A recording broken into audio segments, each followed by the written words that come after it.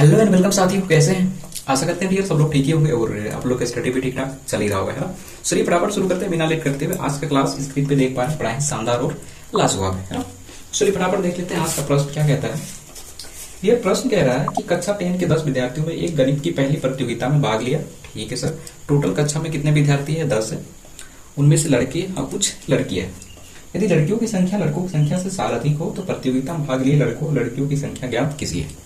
Dear प्रश्न समझ पाए? प्रश्न ये कह रहा है कि किसी एक क्लास है, क्लास में टोटल 10 बच्चे हैं, इसमें से कुछ लड़के हैं और कुछ लड़कियां हैं। कितना है नहीं पता। और आगे बोला है कि जो लड़कियां हैं लड़कों से ज्यादा है ना। चलिए प्रश्न को सेट करके हम लोग बनाते हैं पहले समीकरण, उसके बाद इसको ग्राफ के रूप में डाल देंगे। लिखेंगे यहाँ पे हल माना। आपको सर माना क्या, क्योंकि हमें लड़के लड़कियां नहीं पता है। माना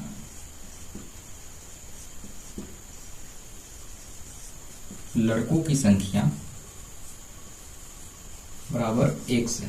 ठीक है, कितना है? 1 से। तथा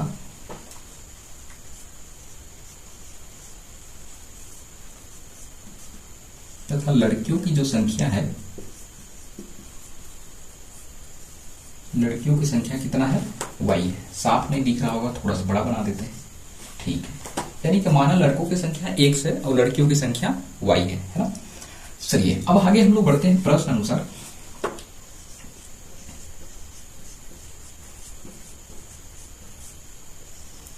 प्रश्न अनुसार में क्या है कि अभी हमने जस्ट पढ़ा कि एक क्लास है, ठीक है, और उस क्लास में से टोटल स्टूडेंट्स कितना है? तो 10 है, यानी कि टोटल विद्यार्थी 10 है।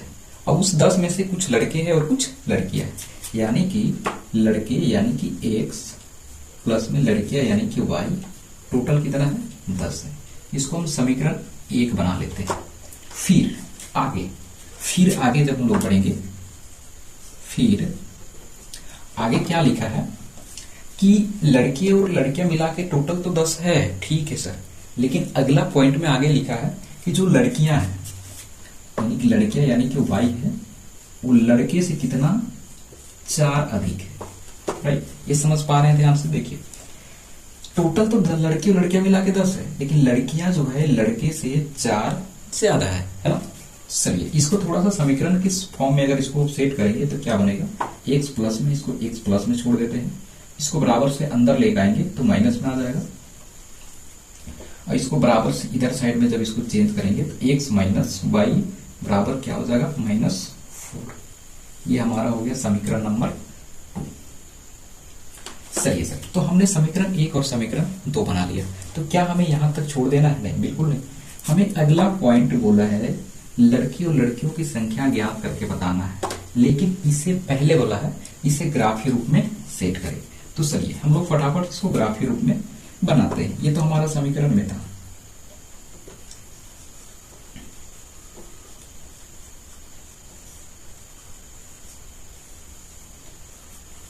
ग्राफ के रूप में व्यक्त करना है, ग्राफ के रूप में। चलिए सर, अब इसे हम लोग ले आते हैं ग्राफ के रूप में। अब ग्राफ के रूप में बनाने के लिए सबसे पहले हम इस्तेमाल करेंगे समीकरण 1 का।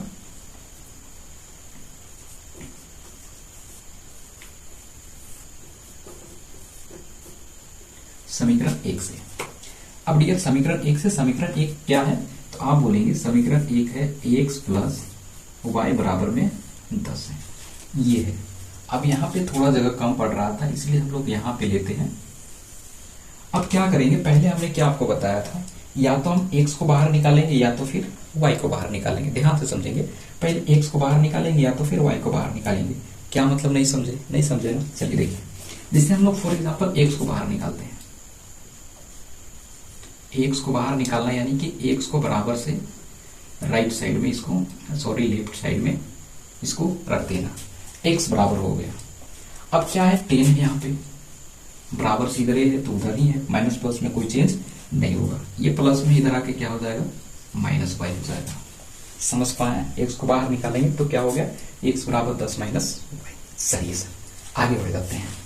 अब क्या करते हैं, इसे ग्राफ रूप में व्यक्त करने के लिए बॉक्स बनाना पड़ता है। तो हमने इस तरीके से एक बॉक्स बना लेना है। इस बॉक्स में आप कोशिश करेंगे कि कम से कम 3 खाने रखेंगे, 3 घर रखेंगे, 3 खाने आप रखेंगे, ऐसा क्यों सर? क्योंकि 3 खाने में हमारा ग्राफ जो है थोड़ा अच्छे टाइप का बनता है, राइट। तो आप कहेंगे तो हमने ग्राफ बना के भी आपको दे दिया जाएगा, लेकिन यहाँ पे थोड़ा ग्राफ बनाना थोड़ा सुटेबल नहीं हो पाता है, तो थोड़ा उसके लिए सेपरेट हम अलग से वीडियो प्रोवाइड करा देंगे। चलिए सर, अब इसको हम लोग भरते हैं। फॉर एग्जाम्पल, अगर आप यहाँ पे y का मान कुछ रखते हैं तो वो 10 से घटेगा। क्यों? क्योंकि वो माइनस में है। अगर मान के चलिए y का मान अगर हम 0 रख लेते हैं तो 0 को 10 से घटाएंगे तो क्या होगा? कोई फर्क नहीं पड़ेगा, x का मान क्या बनेगा? 10। जैसे में यहाँ पे अगर हम 0 रखेंगे, 0 को 10 से माइनस करेंगे तो 10 ही बचेगा, तो x बराबर क्या हो जाएगा? 10। सेम उसी तरीके से कोई और संख्या सोचिए। फॉर एग्जाम्पल, मेरे दिमाग में एक आ रहा है कि हम यहाँ पे सर 1 रख लेते हैं। अगर हम यहाँ 1 रखेंगे तो 1 माइनस होगा किससे? 10 से, तो 10 में से 1 जाएगा तो क्या बचेगा? आप बोलेंगे कि सर 9 बचेगा, है ना। और कोई दिमाग में अगर आपके माइंड में कोई आ रहा है तो कोई एक संख्या और सोच लीजिए। मेरे दिमाग में एक और संख्या आ रहा है, हम सोचते हैं, हम चाहते हैं कि यहाँ पे ले लेते हैं 2। अगर यहाँ पे 2 रखेंगे तो 10 में से 2 घटेगा, तो सीधे सीधे आप क्या कर सकते हैं? आप लिख सकते हैं, है ना। तो इसको ज्यादा कैलकुलेटिंग करने की जरूरत नहीं है, आप इसको माइंड में ही सॉल्व कर सकते हैं क्योंकि ये छोटा कैलकुलेशन है। तो इस तरीके से हमारा ये भी बॉक्स कंप्लीट हो गया, राइट। चलिए सर, अब हम लोग स्टार्ट करते हैं समीकरण 2 से। तो डियर, आप देख ही रहे होंगे यहाँ पे समीकरण 2 में। चलिए सर, समीकरण 2 में क्या है? समीकरण 2 हमारे पास है x minus Y equal to -4, यानी x माइनस वाई बराबर -4। हम इसको भी इसी तरीके से या x को या तो फिर y को बाहर कर लेंगे। तो हम जिस तरीके से यहाँ पे x को बाहर किए हैं, चाहे तो हम इसको भी कर लेते हैं। x बराबर ये -4 रहेगा ही, ये इधर जाके माइनस में है तो क्या हो जाएगा? प्लस y बन जाएगा। आई होप समझ पाए होंगे। चलिए, अब इसी तरीके से क्या करते हैं डियर, हम यहाँ पर भी 3 खाने वाले बड़ा ही सुंदर सा बॉक्स बना लेते हैं। चलिए सर, हमने इसको भी कंप्लीट कर लिया। चलिए, यहाँ पे रखते हैं x, यहाँ पे रखते हैं y। अब इसको माइंड में कैलकुलेटिंग कीजिए, बहुत ही इजीली बन जाएगा। y का मान कोई संख्या सोचिए। मेरे दिमाग में एक आ रहा है कि हम यहाँ पे अगर 0 रख लेते हैं तो क्या होगा? यहाँ पे अगर आप 0 रखेंगे तो ये प्लस में है माइनस में, प्लस माइनस क्या होगा? घटेगा, यानी 4 में से 0 घटाएंगे तो सेम ही चीज बचेंगे, कोई फर्क नहीं पड़ेगा। और कोई सोचिए, अगर यहाँ पे हम 1 ले लेते हैं, आपकी मर्जी, यहाँ पे स्वतंत्रता है, आप कोई भी संख्या ले सकते हैं, है ना।